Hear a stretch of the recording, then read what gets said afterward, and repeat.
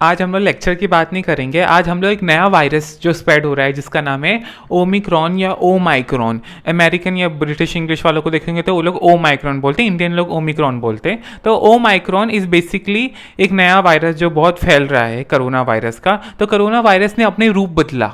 देखो corona virus पहले alpha था, फिर बीटा, फिर डेल्टा, अब ये देखो ओ माइक्रॉन भी आ चुका है। क्या आ चुका है? ओ माइक्रॉन। तो ओ माइक्रॉन क्यों बना और क्यों हमारी ये क्या वैक्सीन जो हम इस्तेमाल कर रहे हैं वो क्या इसको तोड़ पाएगी क्या? आज की वीडियो में हमें वो बात करनी है। तो पहले मैं ओ माइक्रॉन को बताऊं तो ओ माइक्रॉन कैसे बना और क्या है, उससे जाने से पहले आपको पता होना चाहिए बॉडी में फंक्शन कैसे होता है। जब कोई वायरस, कोरोना वायरस बॉडी में आया तो क्या करता था? ये जो डेल्टा था वो करता क्या था? अब ये ओ माइक्रोन क्या करता है जो हमको उससे खतरा है? तो ये समझो डेल्टा कोरोना वायरस है।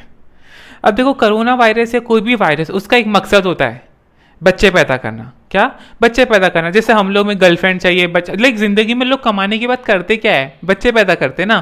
तो जिंदगी सबका मकसद होता है कि शादी कर लो, बच्चे पैदा कर लो। इंडिया में तो ऐसा होता है। बाहर क्या होता है? बच्चे पहले हो जाते हैं फिर शादी होती है। At the end girlfriend boyfriend चाहिए। पर कोरोना वायरस को भी बच्चे चाहिए, पर उसको गर्लफ्रेंड की कोई ज़रूरत नहीं। ये समझो डेल्टा कोरोना वायरस था। तो डेल्टा कोरोना वायरस को इंसान में जाना पड़ेगा बच्चे पैदा करने के लिए। वो हमारे पीछे क्यों पड़ा है?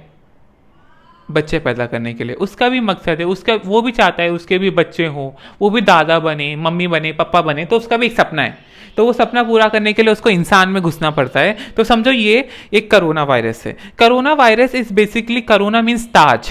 कोरोना मीन्स ताज। जो लड़कियां लड़का सॉरी पुराने समय में राजा रानी पहनते थे ना, ताज। तो वो ताज होता है ना, वैसे ही कोरोना वायरस का मीनिंग होता है ताज। तो उस ताज में कांटे होते थे, है ना, तो उसको बोलते हैं स्पाइक्स। तो इधर भी कांटे हैं जिसको बोलते हैं स्पाइक्स। इस ताज के अंदर होता है आरएनए जो कोरोना को बताता है कि कोरोना है। कोरोना क्यों है? उसके आरएनए की वजह से। और ये आरएनए उसको बच्चा पैदा करने में बहुत हेल्पफुल है।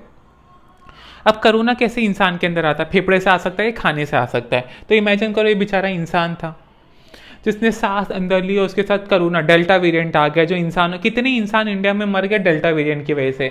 तो ये डेल्टा वेरिएंट अंदर आ गया इंसान के नाक के पैसेज से, और ये अंदर घुस के फेफड़े में घुस गया। अब पूरी की पूरी बॉडी इंसान की सेल से बनी होती है। जैसे आपने बिल्डिंग देखा होगा, बिल्डिंग के अंदर बहुत सारी टाइल्स होती हैं, बहुत सारे ईंट होते हैं ना, ईंट। वैसे हमारी पूरी बॉडी में बहुत सारे सेल्स होते हैं। आपके फेफड़े हो या आपका दिमाग हो, कुछ भी ले लो आप, वो सबका सब सेल से बना हुआ है। सबका सब सेल से बना है। आपके हाथ, आपके पैर, सबके सब सेल से बने हुए। जब आपकी मम्मी और पापा ने सेक्स किया था ना, तब आपके पास एक ही सेल था, और आज आपके पास इतने सारे सेल्स हैं, इतने सारे सेल्स हैं कि मैं क्या ही बताऊं। आप मम्मी के पेट में थे, आपने बहुत सारे सेल्स बनाए, और बहुत सारे सेल बन के आज आपके फेफड़े भी सेल के, आपकी किडनी भी सेल की, सब कुछ सेल का बना हुआ है। तो कोरोना वायरस को उस सेल के अंदर घुसना है बच्चे पैदा करने के लिए। तो ये रहा कोरोना वायरस, जिसने हमारी सांस से आ गया, आपके पेट में से आ गया, खाएंगे गंदा तो भी आ गया, तो ये आपके फेफड़े में जाएगा और फेफड़े के सेल में अंदर घुसने की कोशिश करेगा। तो एक सेल, अभी आपकी पूरी बॉडी में कितने सारे सेल है, एक सेल निकाल के आपको दिखाया, वो भी फेफड़े का सेल है। फेफड़े में से एक सेल निकाला और आपको दिखाया। अब ये सेल एक शहर की तरह होता है। इस शहर के अंदर you will find a nucleus. Imagine करो आपको मैंने सेल में डाल दिया, आपको छोटा कर दिया मैंने, बहुत छोटा, आप आंख से भी नहीं दिखोगे, इतना छोटा कर दिया कि सेल इतना छोटा होता है। फिर आपको मैंने उस सेल के अंदर डाल दिया, तो आपको मालूम पड़ेगा आपको सेल के अंदर तैरना पड़ेगा। और तैर के, आप समझो ये इंसान हो और आपने इस सेल के अंदर तैरा,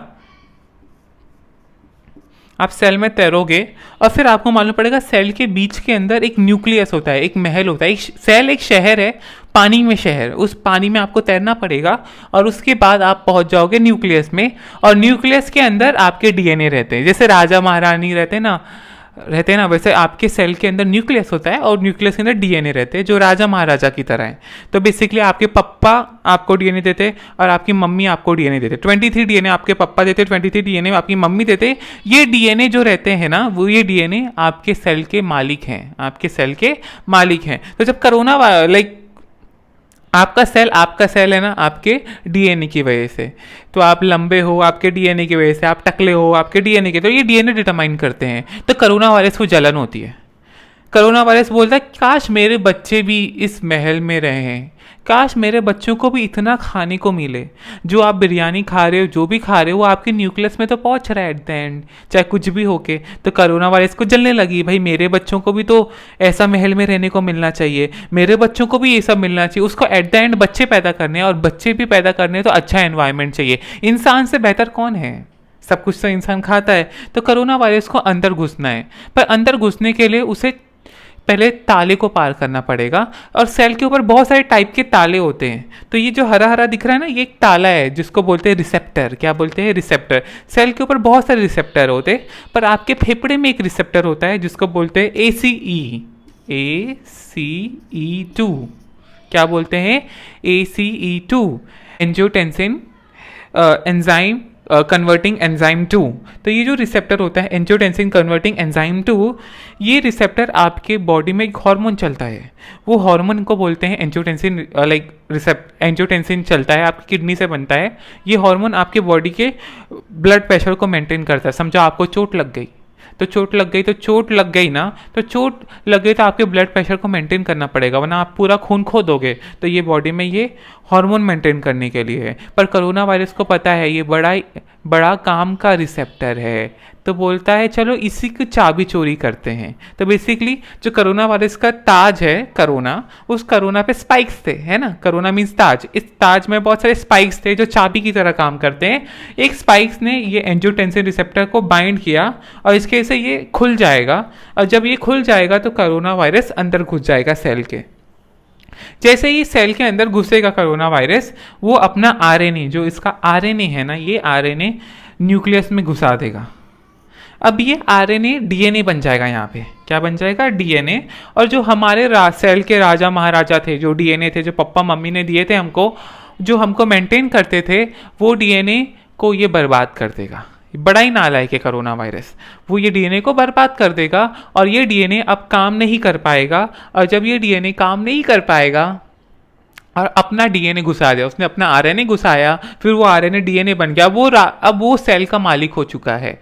अब वो बाकी सेल के अंदर बहुत सारे नौकर होते हैं आरएनए, ये दुनिया भर के। अब बोलेगा मेरे बच्चे पैदा करो। जो सेल हमारे लिए था, जो हमारी सांस लेने के लिए फेफड़े में घुसा, जो सेल हमारी सांस लेने के काम आता था, अब वो सेल उसका नौकर हो चुका है। अब वो उसके बच्चे पैदा करेगा, और बच्चे पैदा करके बहुत सारे छोटे छोटे कोरोना वायरस बनाएगा, बहुत सारे छोटे छोटे कोरोना वायरस बनाएगा। तो ये रहे छोटे छोटे कोरोना वायरस, ऐसे बहुत सारे छोटे छोटे बनाएगा, और ये इतने सारे बन जाएंगे सेल फूट के मर जाएगा, सेल फूट के मर जाएगा। तो ये बहुत सारे छोटे छोटे कोरोना वायरस बनाया उसने, और सेल को फोड़ के मार दिया। तो ये डेल्टा करता था, है ना। पर अभी ये ओमाइक्रॉन क्या करता है? तो ये ओमाइक्रॉन ना बहुत शाना है। देखो, हाँ, ये ऐसा करता था हमारे साथ डेल्टा, तो हम लोगों ने वैक्सीन बना दी। तो वैक्सीन ने क्या किया? वैक्सीन आते थे, इसके ये स्पाइक पे खड़े हो जाते थे। जो आपने वैक्सीन ली ना, तो वैक्सीन लेने के बाद आपकी बॉडी में एंटीबॉडी बनती है, तो एंटीबॉडी बन गई थी, तो ये एंटीबॉडी इसके स्पाइक पे लग जाती थी, इसके स्पाइक पे लग जाती थी, तो अब ये बाइंड नहीं कर पाता था, और फिर पूरी बॉडी में फौज घूमती थी। उस फौज को बोलते इम्यून सिस्टम। वो कोरोना वायरस की वाट लगा देते थे। They use to kill the corona virus. पर ये शाड़ा, ये वायरस बहुत शाड़ा है। उसने बोला भाई मुझे बहुत मार रहे हैं ना, अभी इनसे बदला लूँगा, अब मैं बनाता हूँ ओमाइक्रॉन। तो उसने क्या किया? उसने अपने आरएनए को चेंज कर दिया, और आरएनए को चेंज को बोलते हैं म्यूटेशन। क्या बोलते हैं? म्यूटेशन।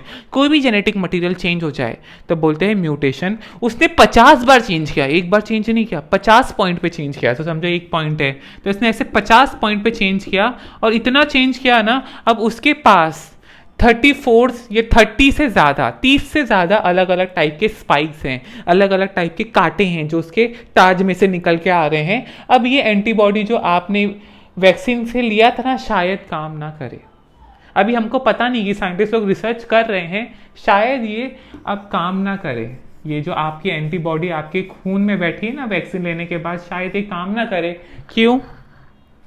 क्यों ना काम करे? कि उसने अपने ये स्पाइक को ही बदल लिया, अपने वो कांटों को बदल लिया।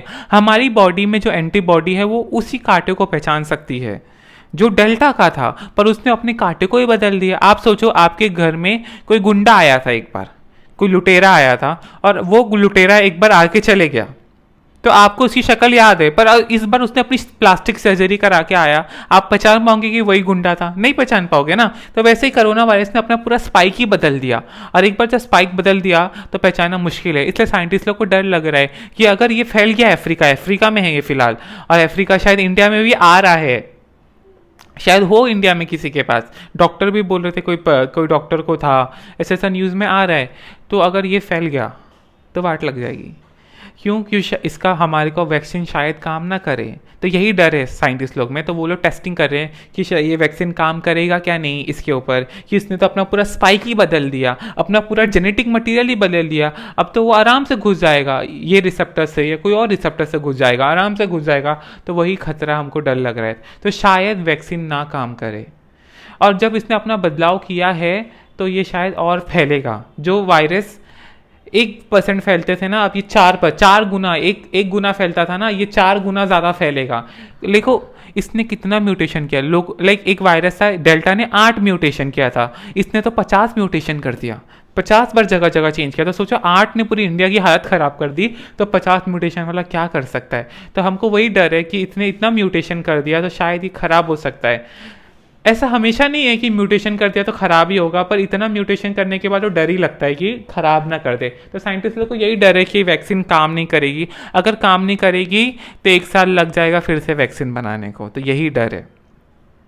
और वायरस बदलते रहते हो। वो चाहते हैं कि उनके बच्चे हर एक इंसान के अंदर हो। जैसे हम चाहते हैं हमारे बच्चे लंदन जाए, अमेरिका जाए, वो चाहते हैं हमारे बच्चे हर एक इंसान के अंदर जाए। तो इसलिए ये लोग अपना बदलाव करते रहते हैं। अगर जिस दिन वायरस ने अपना बदलाव नहीं किया ना, उस दिन हम वायरस हार जाता है, उस दिन वायरस हार जाता है। इसलिए वायरस अपने आप को बदलते रहते हैं जैसा माहौल आता है। तो वैक्सीन शायद काम ना करे। दूसरा चीज़, ये ज़्यादा फैल सकता है। जितना as a student of biology, specialisation zoology, मुझे ऐसा लगता है कि ये और फैल सकते हैं। क्यों? वायरस डीएनए चेंज क्यों करता है? फैलने के लिए। तो ये और फैलेगा। तो यही खतरा है। अगर आपने मास्क नहीं पहना और ये सब मेंटेन नहीं किया, सोशल डिस्टेंसिंग ना आपने मेंटेन नहीं किया, तो ये वायरस बहुत बुरी तरह फैल जाएगा। और बुरी तरह फैल गया तो जैसे अफ्रीका में वाट लगा रहा है लोगों की, वैसे इंडिया में भी लगाएगा। और कुछ आप ध्यान रखें, सोशल डिस्टेंसिंग मेंटेन रखें और अपना ध्यान रखें, ज़्यादा टेंशन मत लीजिए। आप खाली ऊपर वाले से पॉजिटिव ही सोचिए, ऐसा बुरा नहीं होगा, इतना बुरा नहीं सोचना चाहिए हम लोग को। और जैसे ही रिसर्च होगी, जो भी चीज़ें बातें होंगी, मैं आपको बताते रहूँगा। जैसे कुछ डिस्कवर हुआ इस वायरस के बारे में, आपको बताते रहूँगा, शॉर्ट वीडियोस बना के आपको बता दूँगा। आप टेंशन मत लीजिए, बस एकदम चिल रहिए, ठीक है।